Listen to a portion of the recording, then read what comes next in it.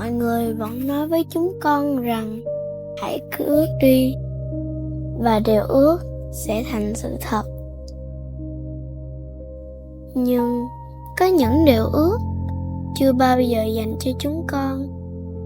Chúng con vẫn ước được đến trường, được khỏe lại, được gọi một tiếng mẹ ơi.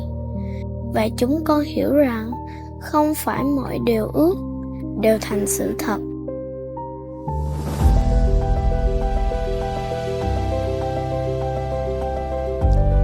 Nhưng bạn có thể giúp một đứa trẻ thực hiện điều ước ấy.